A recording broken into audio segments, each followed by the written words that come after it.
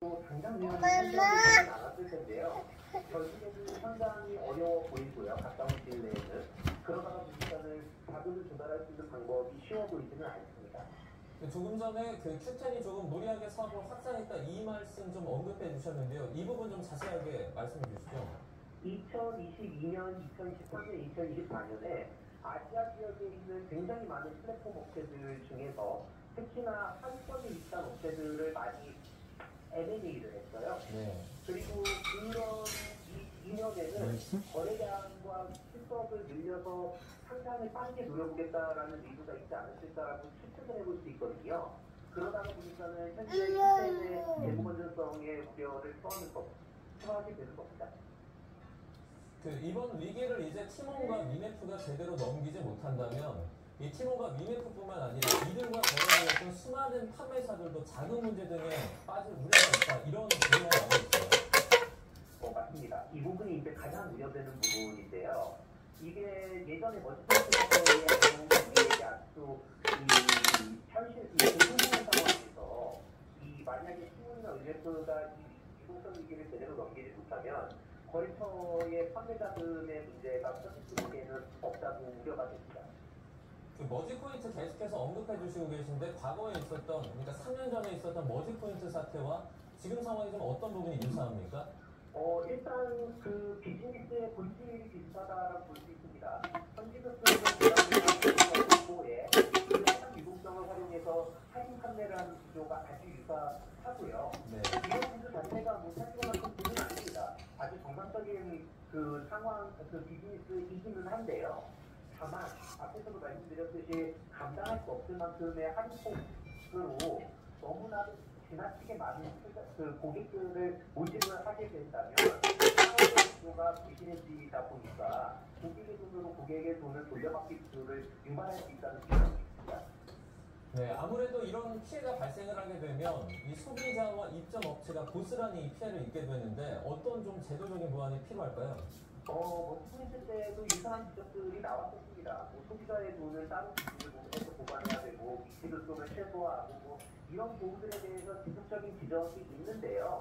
사실 문제는 이걸 다 해도 비즈니스의 본질 자체가 미치급금의 유동성을 적극 활용하는 거다 보니까요. 통해서 영업을 하는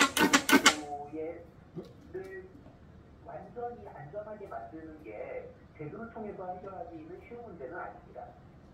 네, 알겠습니다. 오늘은 여기까지 듣도록 하겠습니다. 이 티몬 미네프 관련해가지고 정상기업 사태 저희가 살펴봤는데요. 홍기훈 홍익대 경영학과 교수와 함께했습니다. 오늘 고맙습니다. 감사합니다. 네, 다음 소식입니다. 아기 울음소리가 다시 들리기 시작하고 있습니다. 지난 4월에 이어서 5월에도 출생아 수가 1년 전에 비해서 늘었습니다. 2만 명이 안 되긴 하지만 그래도 출생아 수가 2달 연속 증가한 건 8년 반 만이라고 합니다.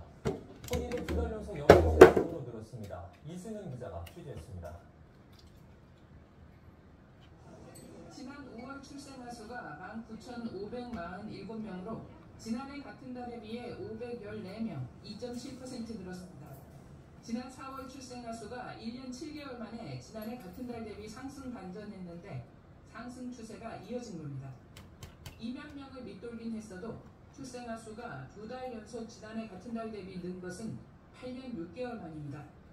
통계청은 지난해 5월 출생아 수가 19,000여 명의 턱걸이했던 기저효과에다 코로나 사태로 미뤄졌던 혼인이 2022년 8월부터 늘어난 때문으로 봤습니다. 역대 최저 기록을 다시 깰 것으로 예상된 올해 합계 출산율도 조금은 올라갈 수 있다는 조심스러운 기대가 나오고 있습니다. 하반기에도 이런 증가의 흐름들이 잠깐씩은 나타날 것으로 보여져서 저희가 이제 추계했던 올해 합계 출산율 0.68보다는 약간은 조금 올라가지 않을까. 지난 5월 혼인 역시 2달째 역대 최대폭으로 늘었습니다. 지난 5월 혼인 건수는 29,923건으로 지난해 같은 달에 비해 3,712건, 21.6% 늘어서 2달째 20%가 넘는 증가율을 보였습니다.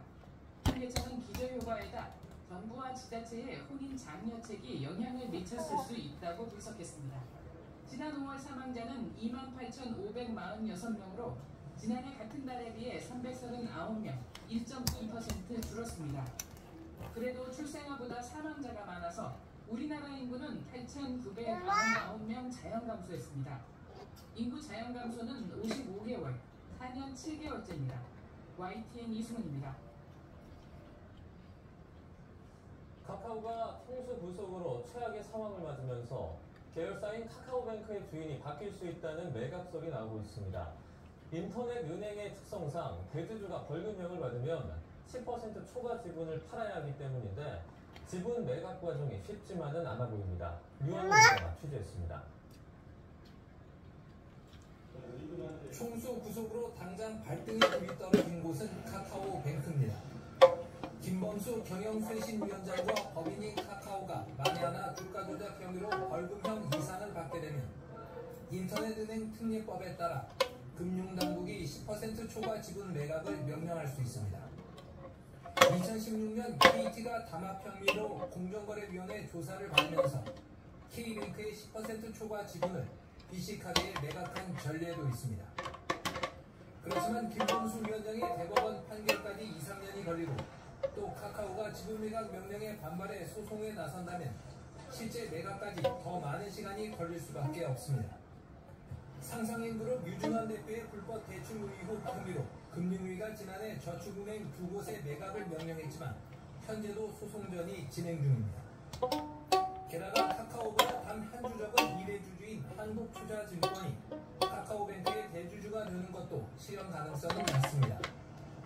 금융지주회사법에 따라 증권사는 은행을 소유할 수 없어 한국투자금융지주가 지분 인수에 나설 수밖에 없는데 이 또한 난관이 있습니다. 증권과 달리 이제 은행 같은 경우는 또 은행만의 규정이 되게 또 까다로운 부분이 많습니다. 뭐 자기 자본 비율도 맞춰야 되고 여러 가지 충당금들도 또 쌓아야 되고 규제가 좀 상당히 많은 걸로 좀 알려져 있거든요. 그래서 한국투자금융지주가 이거를 이런 규제를 알고서도 인수하기에는 여러 가지 좀 부담들이 좀 있다는 거죠. 카카오가 10% 초과 지분 17.16%를 매각할 경우 현재 카카오뱅크의 주가를 고려하면 지분 가치가 1조 7천억 원으로 추산됩니다. 한국투자증권 측은 현재 시점에서 내부적으로 결정된 사항이 없고 아직 사법적으로 결정이 나오기까지 시간이 많이 남아있어 상황을 지켜보고 있다는 입장입니다. YTN 유관호입니다. SM 엔터테인먼트 시세 조정 혐의로 구속이 된 김범수 카카오 경영推進위원장이 구속 이후 첫 조사를 받고 있습니다. 서울 남부지방검찰청은 오늘 오전 10시부터 김 위원장을 소환해 조사하고 있습니다. 앞서 검찰은 어제 김 위원장에게 출석을 요구했지만 김 위원장은 건강상의 이유로 불출석 사유서를 제출했습니다. 쿠팡의 물류자회사에서 영업비밀을 누설한 혐의를 받는 전 직원에 대해 경찰이 추가로 강제 수사에 나섰습니다. 경기 남부경찰청 산업기술안보수사대는 오늘 부정경쟁방지법 위반 혐의 등을 받는 A씨의 자택 등에 대해서 압수수색을 진행했습니다. A씨는 쿠팡 물류센터에서 같이 일한 B씨와 함께 자동화 설비 도면 등 내부자료 20여 건을 무단 유출한 혐의를 받습니다. 앞서 경찰은 지난달 12일에도 B씨의 자택에 수사관을 보내 내부자료 유출 경위를 파악하기 위한 자료를 확보했습니다.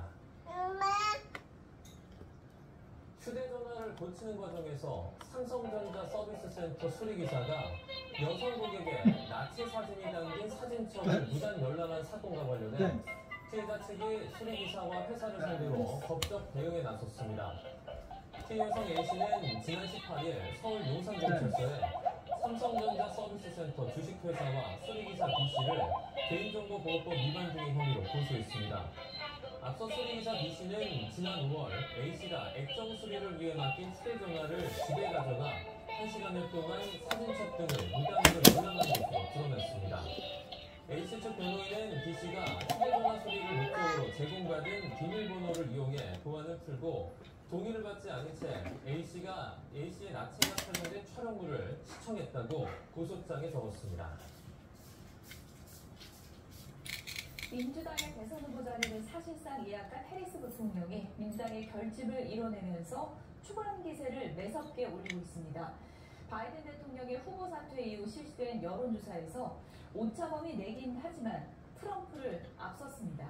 워싱턴에서 권준기 특파원입니다. 하루 만에 대선 후보가 되기 위한 대의원 수를 확보한 해리스 부통령은 곧장 경합주인 위스콘신으로 향했습니다. 지난주 트럼프가 대관식을 치른 곳을 찾아 막구를 놓은 겁니다.